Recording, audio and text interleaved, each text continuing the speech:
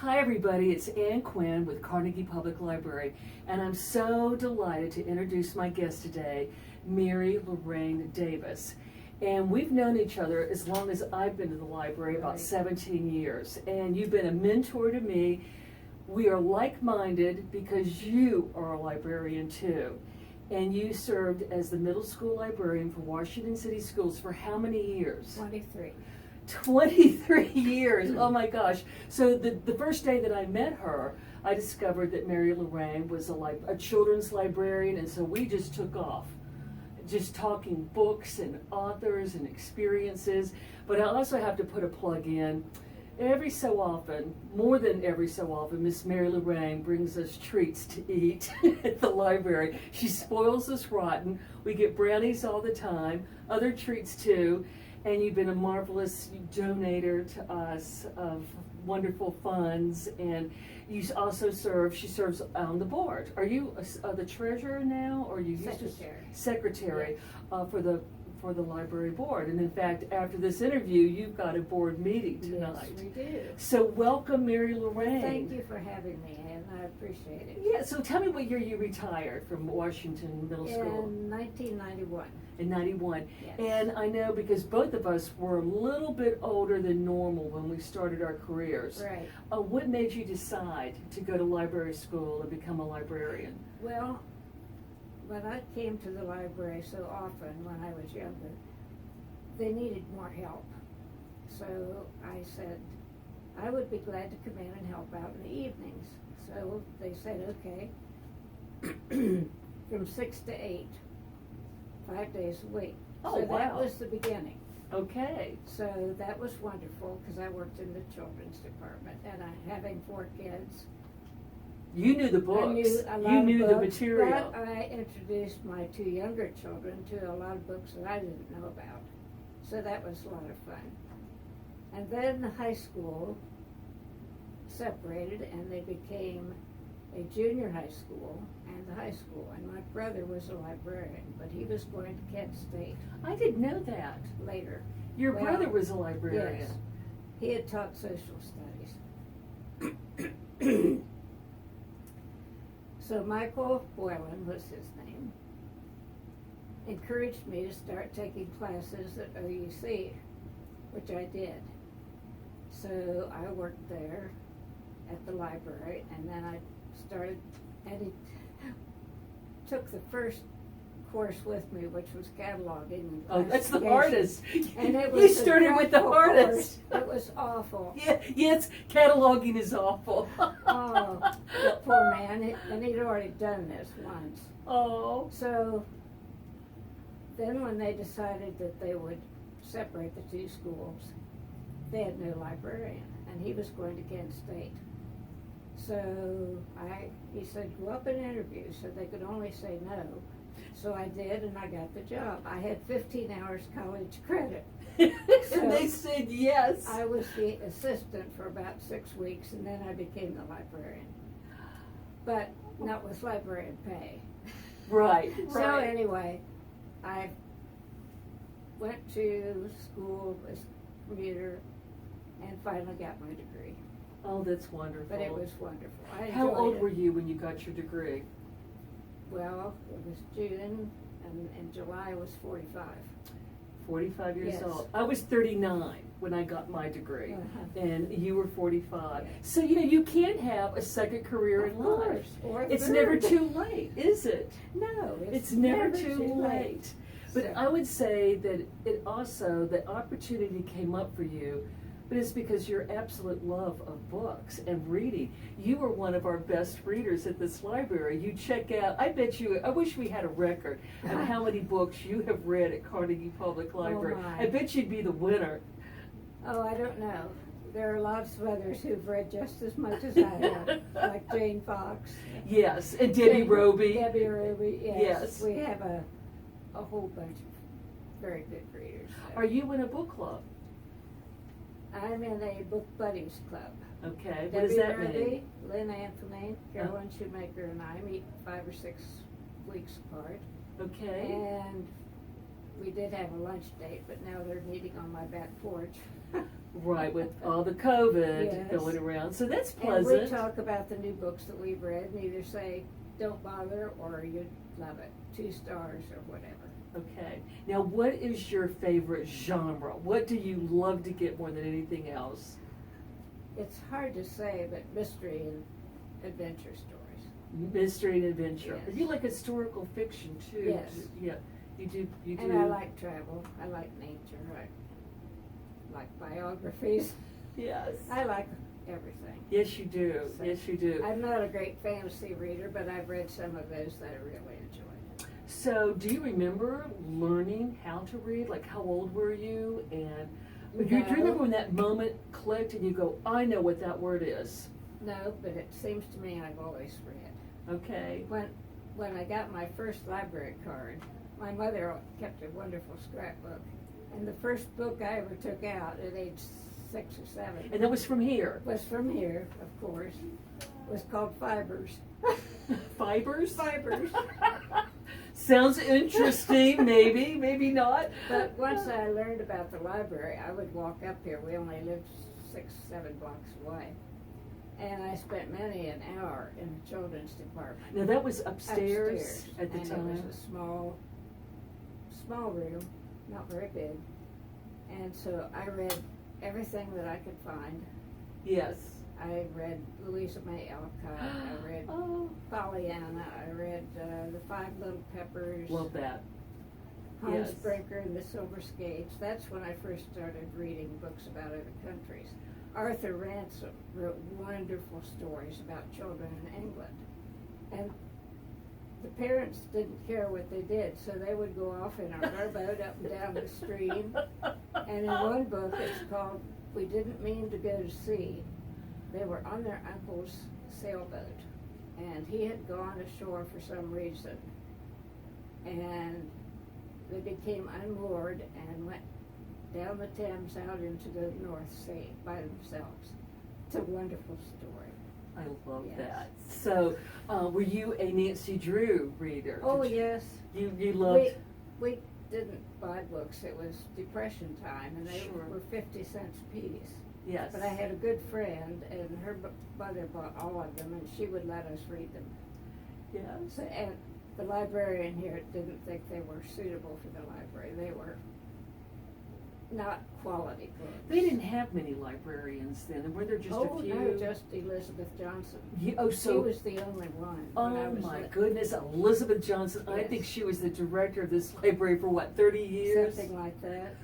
I loved her, and she had a cat. The cat would be all around the library books. Really? She Yes. bought. Oh, she was one of the first people that would bring their cats to the Yes. cat to the She did. library. That's so cool. Was she nice? Was she a yes, nice she was librarian? very friendly. Was she? Mhm. Yeah. So when you were a librarian, were you a shusher? Shh. Yes, but you know. Because it was as- school. It was a school It library. was a school, but as long as they weren't loud and obnoxious, kids talk, and it was a little bit of freedom for them, and it was a safe place for them. I've had more than once come up to me later when they were adults and say, I loved the library. I was there so much. It was my safe place. And I think what a wonderful thing it is to have a safe That you were place. part of that. Yes. That you created that safe space Yes. But for I those loved kids. helping the kids find the right books. That Well, was what I liked best. You know, Joe Denon paid you a wonderful compliment. I don't know if you saw the interview that I did with him last week, but he brought your name up and he said that you directed him to some really wonderful books and found what he was interested in, and you supplied him with great books. That's what I like to do, and I tried to do it with as many kids as possible. And I bought a lot of books that weren't so-called quality books, but they were books the kids would read. They were 32-page books about sports or dogs or golf or and that's what whatever. they wanted to read. That's what they wanted. So you were up in that beautiful school, Yes. the middle school, The with all best that room beautiful in the whole marble, school. and I remember going there, trudging up to see the librarian, and trudging up all those stairs to the top floor. But it was a beautiful room. It was. With glorious hardwood floors, and it was very large with those great windows. Yes.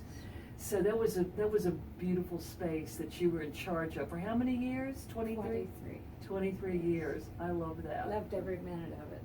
So when you were in high school, were you still, some people like in high school kind of stop reading for a while. Have you always been consistent? I still read, but not as much because I was a perfectionist. I had to get everything right. So I did a lot of studying, especially on Sunday afternoon. Okay, so you weren't able to read for fun. You were studying then. But I did use the library at the high school, and we had a good librarian, and she would. I remember Sue Barton, student nurse, and a lot of books like that. Oh, that's wonderful. But we had American literature in the 10th grade and British literature in the 11th grade, and they opened up all these wonderful authors.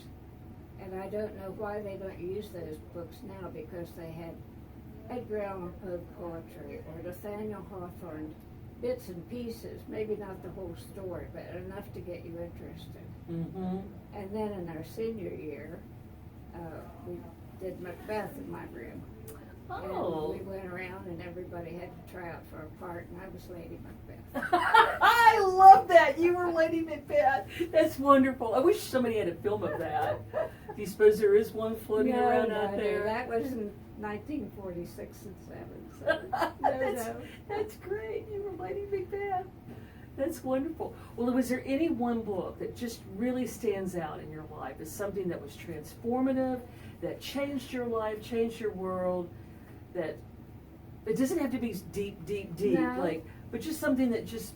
But when I was 12 years old, my neighbor, who lived in Washington, D.C., she had an exotic life compared to Washington Courthouse. Yes. She gave me a copy of Lamb's Book of Shakespeare, Lamb's Tales of Shakespeare. And they were written for kids about 12 on up.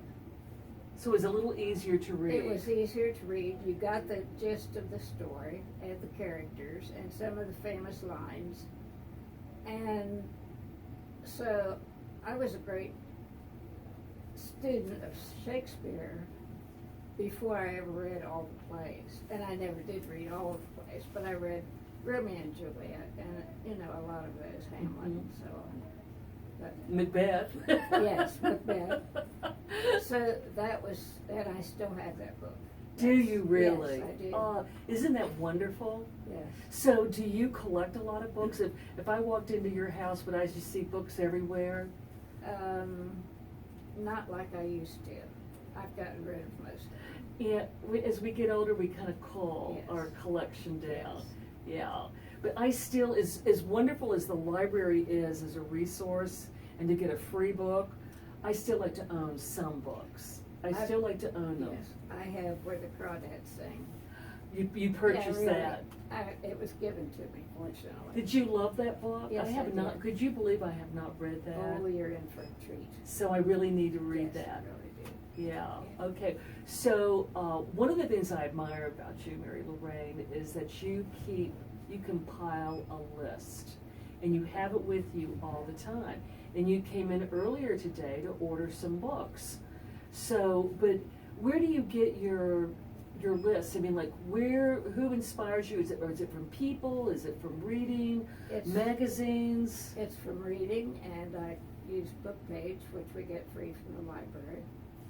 And my book buddies always come up with different things. But I like to look over the new book lists, and I have old favorites that I try to keep up with. I just finished reading The Order by Daniel Silva. I read that. Yes. I love Yes, Daniel Silva books. I do too. Yes. And once I find an author I like, I tend to read everything. I do too. I know we're both huge Maisie Dobb fans. Yes. And has she written a new one though? No, not lately. Yes, and Maisie Dobbs is a detective from like World War I through World War II. Yes. And I'm fascinated. There's at least, 16 or 17 books in the Yes, there are series, lots. and I've read every one of them, and I love it. Another Yeah. one I liked was Tony Hillerman. Yes. He wrote about Navajo Indians, and he Yes. had a Navajo chief and inspector, and they were good. And are you Louise Penny? Are you? Yes, I like And I haven't Louise been able to Penny. get into that. She's a little different, but it's set in Montreal, Inspector Ganache, and they're fascinating stories. Okay, so I need to give it another try. Give it another. So let me ask you this: how long will you read a book before you decide I don't like it, and you're going to toss it aside? No more than 50 pages. You can actually go up to 50 pages. It depends on the book, but Yeah. that's the most I usually can tell. Does that happen to you very often when you just go, I just am not getting into this Well, book? lately, yes, because there haven't been books coming in that I really wanted, so I picked some off the shelf, and they weren't too good, so I Now, ditched those. I find that just sometimes in my life, like I'll say at the beginning of this COVID period back in March, I had a difficult time reading anything longer than a magazine or a newspaper. I just couldn't seem to I couldn't get into a book for whatever reason. Does that ever happen to you from Yes. time to time where Yes, you're it has. saturated? You're just saturated with books and you don't have the attention span. Mhm. So you've experienced Yes, that I too. have. It doesn't last too, like maybe 6 weeks. I mean, it's certainly not like a year. It has happened Yeah. during this COVID time. And it's I happened to think- you too. Yes, and I think it's just the stress of everyday living. Mm-hmm. So Absolutely. I've played more spider games on the computer. What kind of games? Spider solitaire. I love that. That is relaxing, isn't it? It is. Yes. If you have an hour, I think, oh, I'll just go play spider. Yeah, that's pretty good. So, what's on the horizon right now? How many orders did you place? Well, I haven't yet, but I have quite a few. So Yeah. I always. Oh, there's one book I would like to talk about. Okay. It's a perfect book to read now because it's hilariously funny, and you've read it. Oh, Ye Jigs and Juleps. Yes. It is yes. a funny, funny story, and if you're down in the dumps, all you have to do is go read this. It's written by a 10-year-old girl back in 1905, and it is simply hilarious. It is hilarious, and it is. My parents had it in their library at Yes. home, and I could enjoy it as a kid. It's really written Right. for adults, I think, but Anybody can enjoy it. anybody can enjoy it, and it is funny, even though it's dated 1905. It still stands, It still stands. So and you'll laugh. I would recommend that to lift your spirits. And Yes. another one that's very amusing, and funny books are hard to find, is What Rose Forgot by Nevada Barr. Okay, now she writes about the Southwest too, doesn't she? Yes, but this is different. Okay. Rose wakes up in a room and realizes it's a hospital. Well, it's a nursing home, and she hears two nurses who just left the room as she woke up saying her family doesn't think she'll last out the week, and she's thinking, what am I doing here? And so it goes from there. It is very Oh. funny. Well, you've piqued Yes. my interest. Yes. But it's humorous. It's humorous. Okay. Sometimes we really need humor right Yes. now. So Rose doesn't take the next pill they bring her. She hides it. Oh, so they were sedating her? Yes, she was being sedated, and she wants out. And can you tell us, does she make it out? It's a very funny episode on how she gets out of the nursing home past the security. Okay, now I have a dirty little secret of being a librarian. I often will read the end of the book. No. Everybody is appalled when I tell them that. They go, what? And they go, I get so nervous sometimes. I have to know the ending. And then I go back and I enjoy it. I can tell by the expression on your No. face, you never do that. Oh, maybe once or twice in my lifetime, but Does not it often. ruin it for you? Yes. Yeah. Yes. I try to figure it out. Well, I've been known to open up a Christmas present before. see what's in that box and then wrap it back up and put it underneath the tree. I did that once, and it spoiled Christmas, and I was about 8 years old, and I never did it again. Yeah, you learned your lesson. I learned my lesson. Yes. Early. Okay, Yes. so what's on your nightstand right now that you're reading? I asked you too fast. Yes, and I didn't write it down. Well, anything else on that list that you can tell us about that?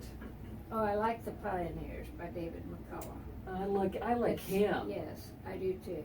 And that Mhm. was a fascinating, different look at Marietta and the settlers and what they went through, Yes. expecting. There must have been a lot of book clubs who read that, because for a while there, that book was coming through in I'm droves in this yes. library.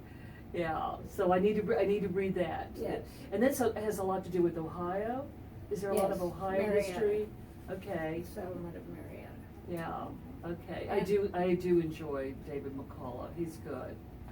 Yeah. And I got to read Where the Crawdads Sing. Yes. I got to read that. Okay, you've given me some good suggestions, Okay. and you have excellent taste. So I'm encouraged by this. You know, one of the other things that I also admire about you is that you give books as presents and gifts. Oh, yes. And you often come into the library, particularly if you're purchasing for a younger child, you'll ask me for some recommendations. And I have to say that I never thought it was a proper birthday or Christmas unless I got a book. Yes. And I always have appreciated getting a book for a I present. have too. So you give all your grandchildren and great-grandchildren and Yes. nieces and nephews, you gift them with books. Yes, And I that's do. something that will endure. Do you always inscribe on the Usually, inside? yes. Mhm. That's meaningful Yes. to me, to see who gave it to me, Christmas what and year. birthdays and Yeah. so there's a new book that I told you about called My Dog Laughs. And the cover is darling, so I'm hoping the book will be as good as the cover. So it was illustrated by a Caldecott Oh. illustrator. I can't think of her name. Okay, well, But, it has to be good if she's a Yes, Caldecott. You've ordered it, I know, so Yeah. we'll see what happens. Well, I know you've given me many recommendations to purchase items for the children's department, and I've done so because she's got great taste. So, and they should be coming in pretty soon. Some of the Yes. ones that you most recently ordered. So that should So, be fun. That's great. Yes. Okay. Any other book advice? Well, I have 4 sheets of authors and titles here, but, another one that's very amusing, and I'm saying this because we need something good to lift our spirits, is The Last Bus to Wisdom by Ivan Doig. I haven't heard of that. Yes. And it's funny? Yes, it's about an 11-year-old boy who lives with his grandmother in a ranch camp. Ranchers. Going down with this. Like a dude ranch kind of Yes. thing? No. The 11-year-old boy lives with his grandmother, who is a cook on a ranch, and she needs to go to the hospital for surgery. So she sends the boy to Minnesota to a relative by himself on the Hound, the Greyhound. Oh, And it's the story an of 11-year-old boy. the people he meets and his experiences and what happens when he gets to Minnesota. It's a very funny story. Is this takes place in this current time or in the past? In the past. In the past. Yes. Okay. Well, again, you've left me some good crumbs of things that I want to read and want to check out. So, well, thank you, Miss Mary Lorane, for joining me for this episode of just meeting and reading and learning about books. You're Thank you very so welcome, much. and I have enjoyed it, and we will chat more later. Yes, we will. We always chat. That's the thing that I look forward to. So, thank you very much. Bye bye. Bye.